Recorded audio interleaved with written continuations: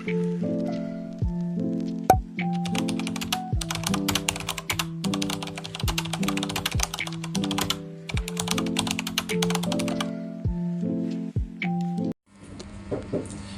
Swastiastu. Assalamualaikum warahmatullahi wabarakatuh. Shalom. Baik, selamat pagi Bapak Ibu. Terima kasih telah memberikan sedikit waktunya mendengarkan saya. Baik, perkenalkan, nama saya Nurul Saharningsih. Saya dari Poltekkes Kemenkes Manado, jurusan farmasi. Akan melakukan sosialisasi tentang pemberantasan korupsi. Mungkin di sini Bapak Ibu lebih tahu tentang apa itu korupsi. Tapi di sini saya sedikit menambahkan tentang apa itu korupsi seperti pengetahuan saya.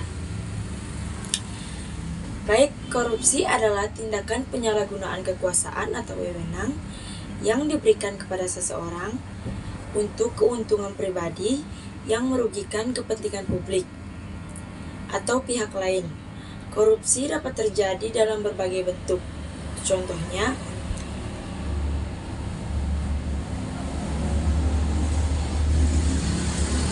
yang pertama, suap. Memberikan atau menerima uang atau barang sebagai imbalan untuk memengaruhi keputusan dan tindakan. Yang kedua, penyelewengan. Penggunaan wewenang untuk mengalihkan sumber daya atau dana dari tujuan yang sah untuk kepentingan pribadi. Yang ketiga, nepotisme. Memberikan keuntungan atau posisi kepada kerabat atau teman dekat tanpa mempertimbangkan kualifikasi yang adil. Yang ketiga, kecurangan. Manipulasi data atau informasi untuk mendapatkan keuntungan yang tidak sah, seperti dalam pengadaan barang atau jasa. Yang kelima, penyalahgunaan kekuasaan.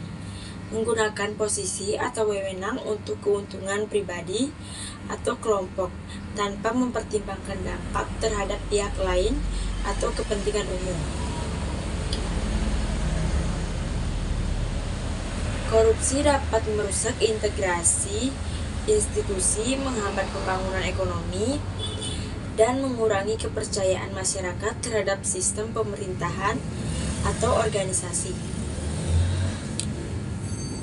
Korupsi bisa dalam berbagai bentuk, misalkan korupsi dalam masyarakat, korupsi dalam lingkungan sekolah, lingkungan kampus, dan di lingkungan keluarga. Di sini saya akan menjelaskan tentang korupsi di lingkungan keluarga. Korupsi di kalangan keluarga merujuk pada tindakan-tindakan yang melibatkan penyalahgunaan kekuasaan atau wewenang dalam konteks hubungan keluarga untuk keuntungan pribadi atau kelompok tertentu yang merugikan pihak lain dalam keluarga. Ini bisa melibatkan yang pertama, penggunaan sumber daya secara tidak adil.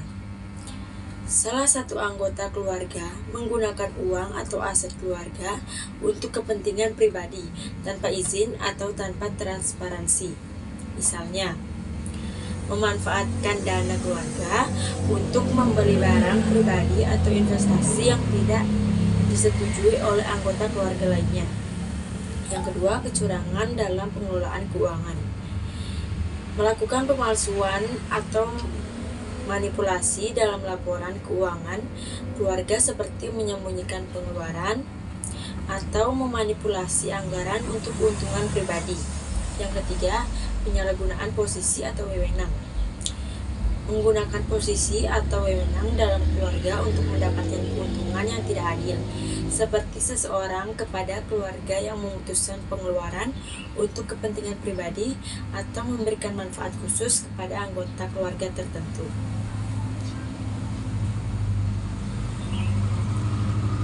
Selanjutnya, yang keempat, kurangnya transparansi. Tidak ada komunikasi yang jelas mengenai bagaimana uang atau sumber daya keluarga dikelola, yang menyebabkan ketidakadilan dan ketidakpercayaan di antara anggota keluarga. Yang kelima, manipulasi atau penyembunyian informasi.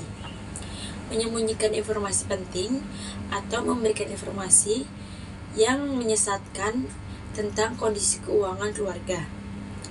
Misalnya, untuk menghindari tanggung jawab finansial atau mendapatkan keuntungan yang tidak seharusnya. Korupsi di kalangan keluarga seringkali mempengaruhi hubungan interpersonal dan stabilitas keuangan keluarga dan dapat mengarah pada konflik, ketidakpercayaan, dan ketidakadilan. Dampak-dampak yang disebabkan oleh korupsi itu hal-hal korupsi bisa berdampak buruk pada keluarga, utamanya para ibu-ibu dan anak-anak. Karena istri bisa jadi pembincangan di lingkungan, begitu juga anak-anak yang bisa terkena bullying karena malu ada perilaku korupsi di lingkungan keluarga. Ada 3 faktor yang membuat seseorang melakukan korupsi, yaitu tekanan. Memiliki motivasi untuk melakukan tindakan korupsi karena adanya tekanan. Salah satunya karena motif ekonomi. Namun tekanan ini kadang tidak benar-benar ada. Hanya pelaku saja yang berpikir kalau mereka merasa tertekan dan tergoda bayangan insentif. Yang kedua yaitu kesempatan. Adanya kesempatan membuat seseorang tergiur untuk korupsi. Ini terjadi akibat lemahnya sistem pengawasan dan pada akhirnya menjerumuskan pelaku melakukan korupsi. Yang ketiga, rasionalisasi. Para pelaku selalu memiliki rasionalisasi untuk kebenaran untuk melakukan korupsi. Rasionalisasi ini ternyata dapat memanipulasi rasa bersalah yang dimiliki pelaku dan merasa dirinya tidak mendapatkan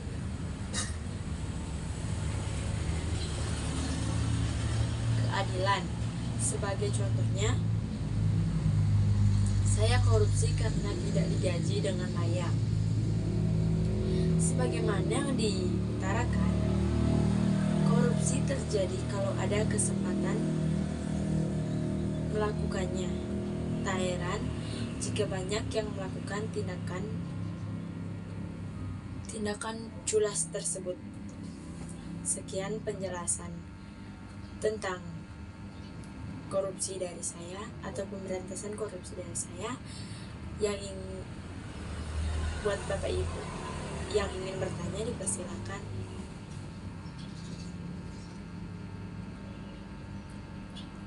Baik, saya rasa penjelasan saya sudah cukup jelas karena tidak ada yang mau bertanya. Saya akan tutup. Namun sebelum itu, saya mengucapkan banyak terima kasih kepada Bapak dan Ibu karena sudah memberikan sedikit waktunya untuk mendengarkan saya dan mau memahami saya. Saya ucapkan saya sangat berterima kasih. Untuk itu, saya sangat berterima kasih. Saya akhiri dengan para pesanti.